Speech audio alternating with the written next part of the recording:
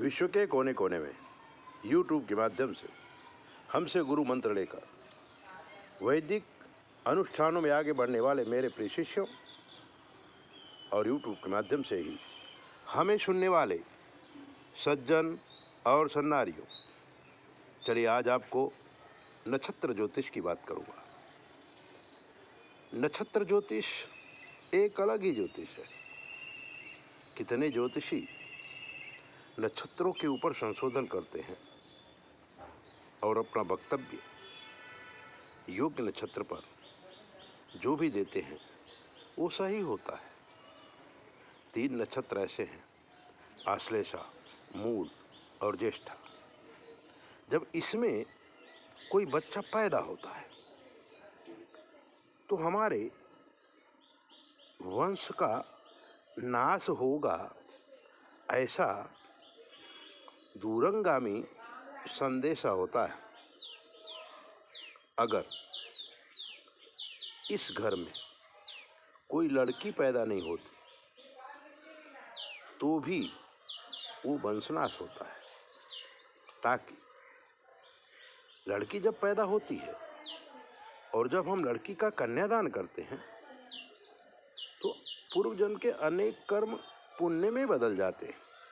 लेकिन जब कन्यादान का अवसर हमें नहीं मिलता है तो हमारे पाप प्रफुल्लित हो जाते हैं। आश्लेषा, मूल और ज्येष्ठा, जो 3 नक्षत्र हैं, ऋषि मुनियों ने कहा है, हमारे गुरु जी भी कहते थे कि होते दुखदाई, बाधा करते सुख शांति में। आश्लेषा, मूल, ज्येष्ठा, व्यतिपात, ये जो योग है और इसमें जो आदमी पैदा होता है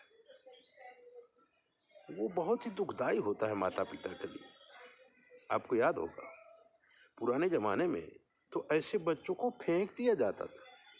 तुलसीदास, सूरदास, कबीरदास, रहीमदास, अरे यहाँ तक कि रावण का बेटा अहिरावण, उसको भी फेंक दिया गया था। लेकिन ये बच्चे अपने जीवन में इतनी प्रगति करते हैं कि एक दिन पूरे विश्व में इनका नाम होता है।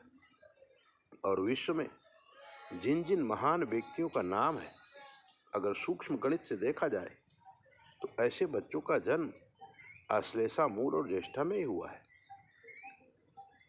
बाद में ऋषि मुनियों ने इसका तोड़ निकाला।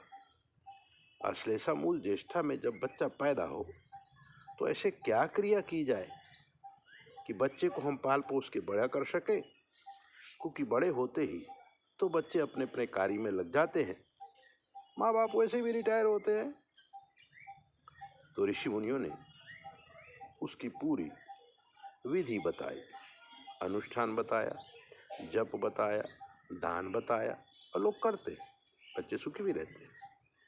अगर आश्लेषा, मूल और ज्येष्ठा में आपके बच्चे का जन्म हुआ है तो आप चिंता मत करें।